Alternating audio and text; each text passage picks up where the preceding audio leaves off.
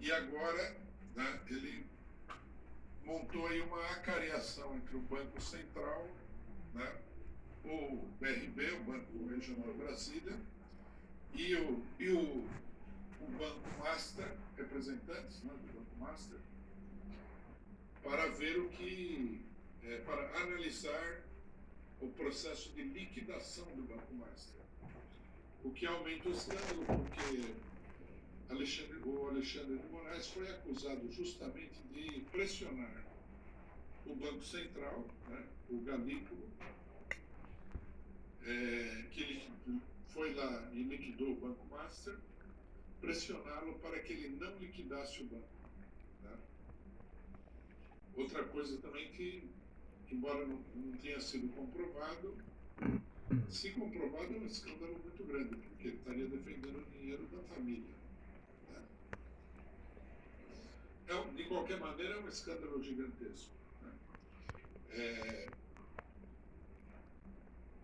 Nos últimos 2 dias aí saíram várias notas de protesto, uma nota ainda, aquela famosa nota da sociedade civil, que é a nota de setores ligados ao grande capital, né, impulsionando aí uma campanha pretensamente cívica, né, falando que é preciso que haja um código de ética para os ministros do STF, um código de comportamento.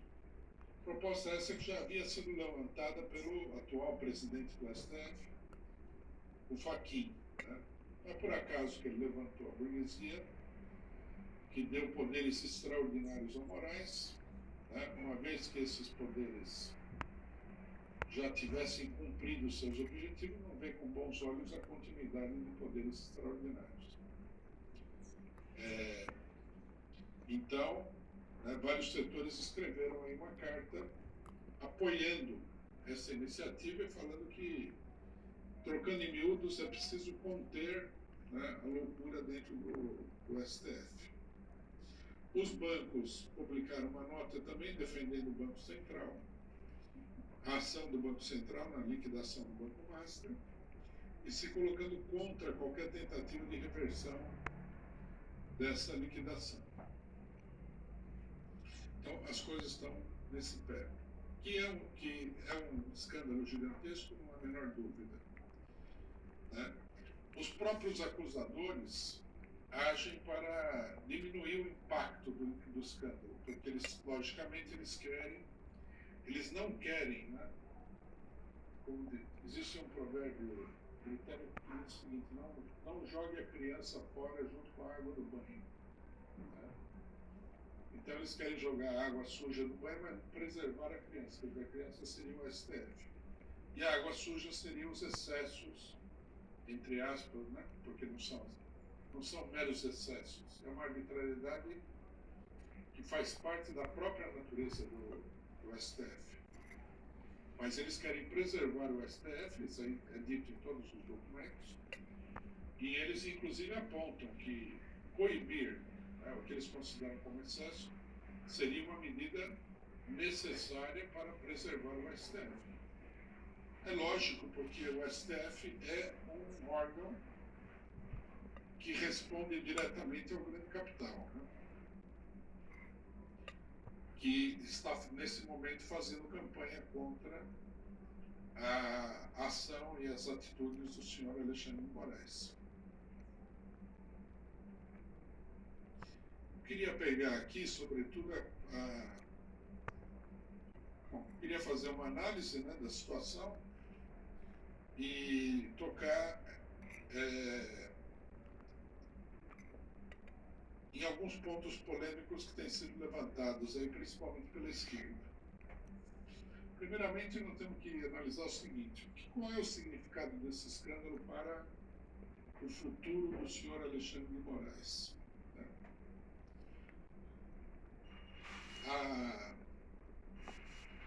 Eu acho que a gente pode tranquilamente tirar a conclusão de que Moraes foi colocado no corredor da morte. O corredor da morte é aquele aquela expressão que se popularizou, né, nos Estados Unidos, para aqueles prisioneiros que estão nas celas esperando a execução. Foram condenados à morte, estão esperando a execução. Se eles serão executados ou não, é uma dúvida, mas eles estariam lá para serem executados, é o corredor da morte. Na minha opinião, o senhor Alexandre de Moraes está no corredor da morte. Se ele vai ser executado, se ele ou não, quer dizer, se ele vai ser cassado ou vai renunciar, que é uma forma de cassação, renunciar sob pressão, é uma coisa que nós vamos ter que ver, mas a configuração do problema é essa, nesse momento. Né? Qual é a causa dessa crise total? Nós temos duas causas, uma causa mais indireta e uma causa indireta. A causa direta é o relacionamento do Alexandre de Moraes com o Banco Master. E a tentativa de defesa dele do Banco Master. É difícil saber se ele tem mais interesse na preservação do Banco Master do que 129 milhões de reais que a esposa dele recebeu. Né? E não há como dizer que ele não tem interesse nos 129 milhões.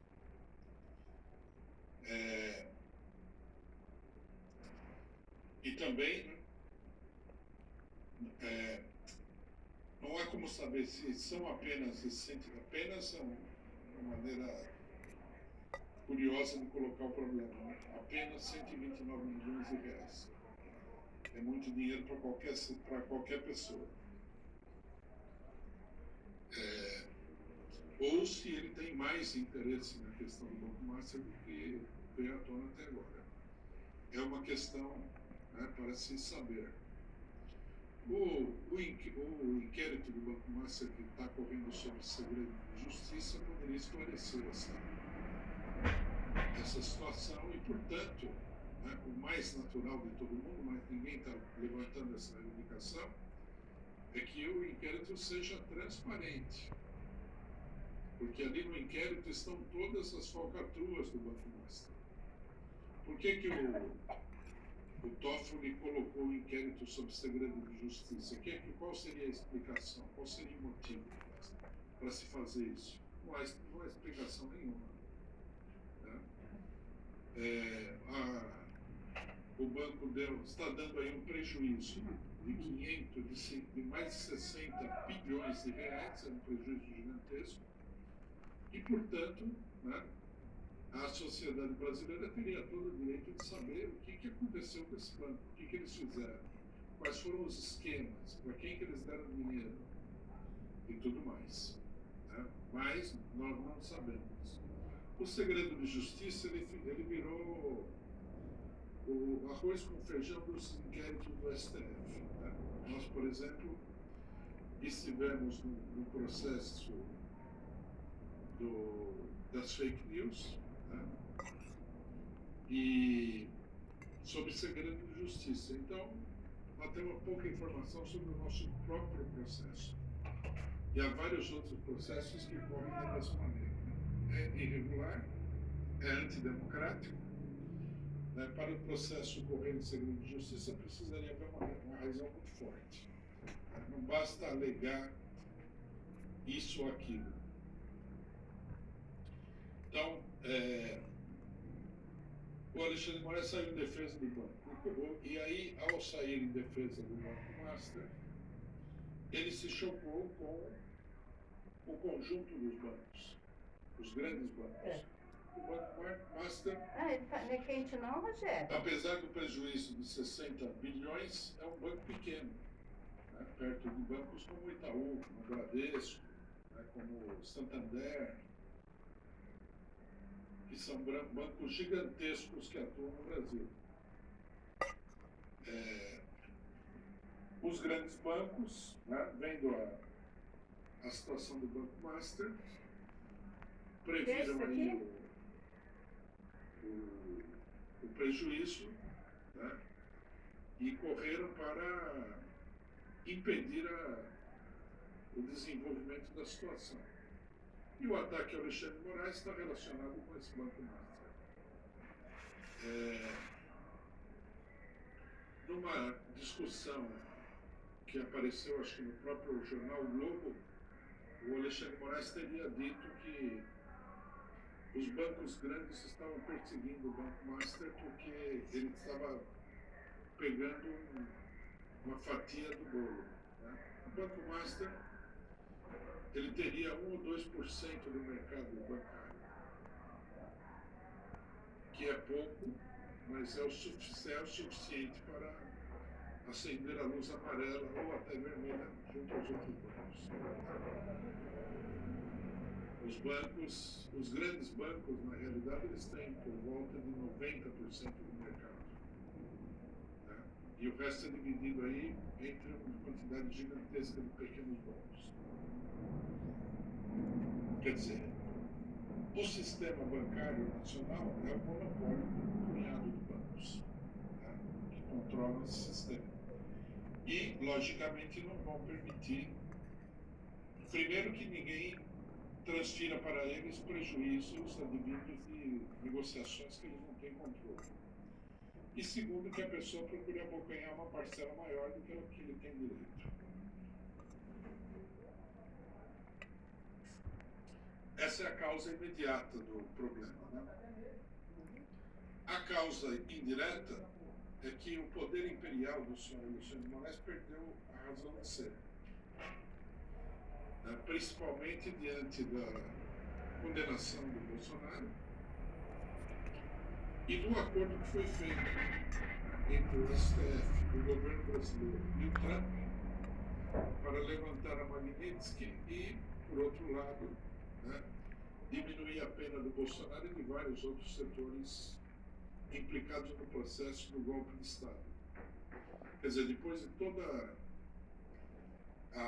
o foguetório, a pirotecnia que foi lançada aí, falando da luta contra o golpe, da luta contra o fascismo, tudo terminou em pizza, como costuma acontecer no Brasil. Eu me lembro das pessoas que falavam até que os supostos golpistas tinham que ser executados na guilhotina e coisa e tal. Ao invés de guilhotina, ao invés de cair na lâmina da guilhotina, caiu um pedaço de pizza. Então, é assim que termina, né?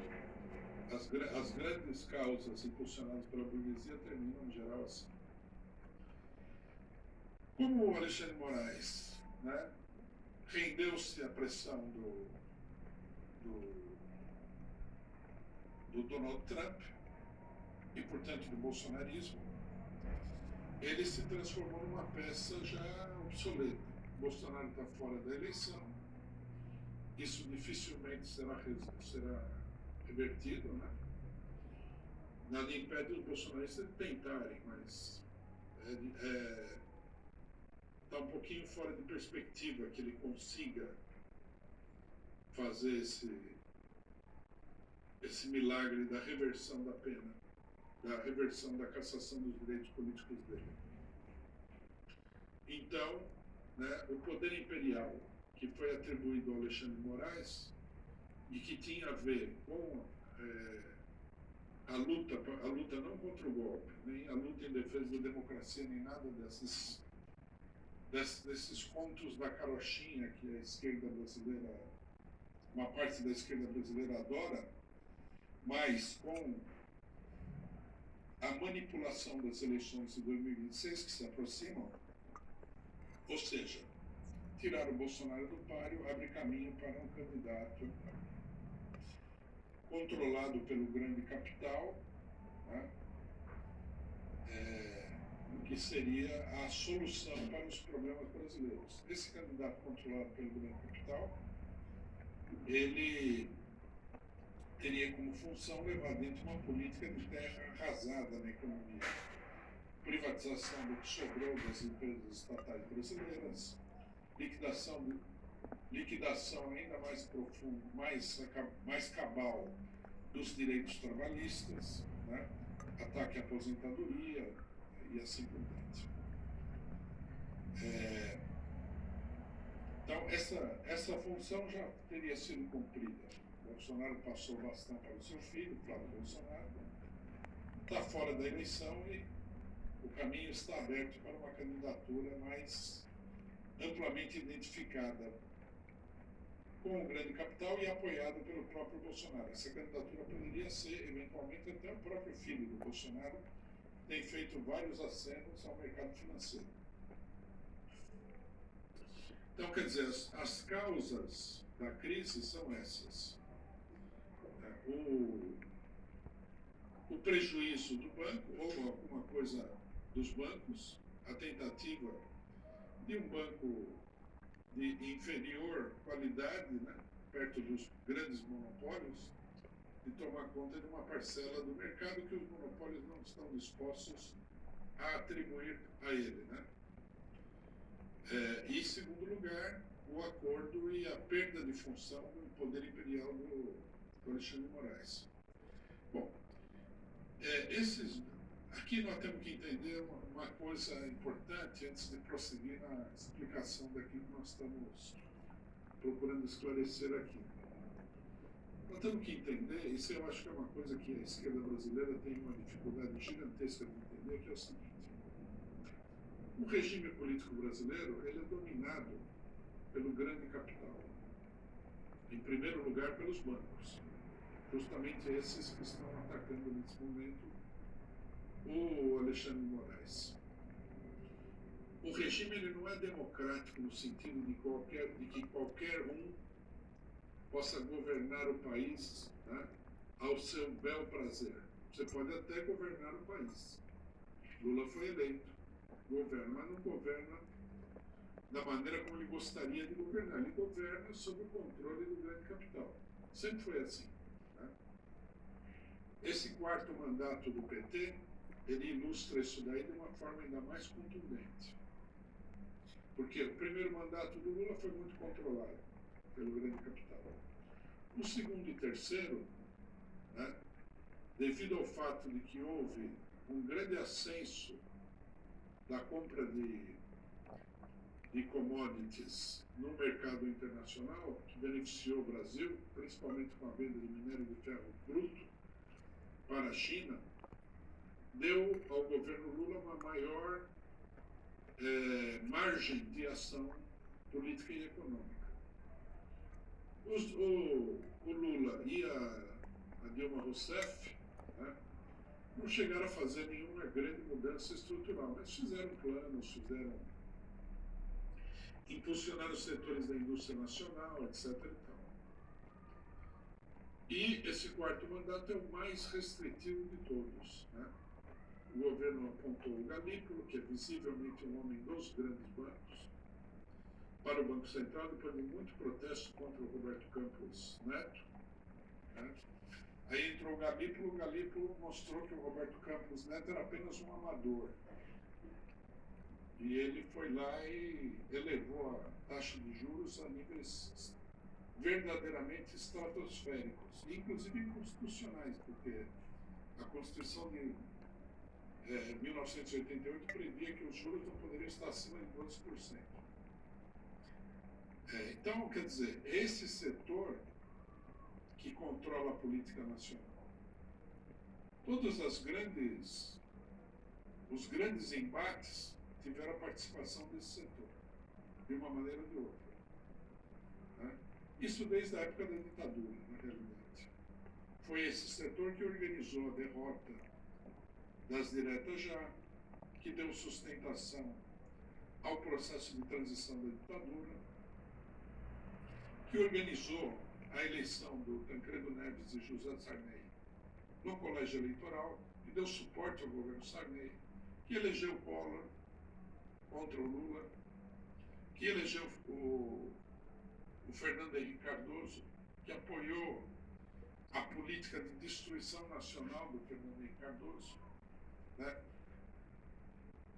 Tanto que a gente vê, nesse momento aqui, né, no ataque contra o Alexandre de Moraes, aparecem os antigos membros da equipe econômica do Fernando Henrique Cardoso, né? Gustavo Franco e outros. Foi esse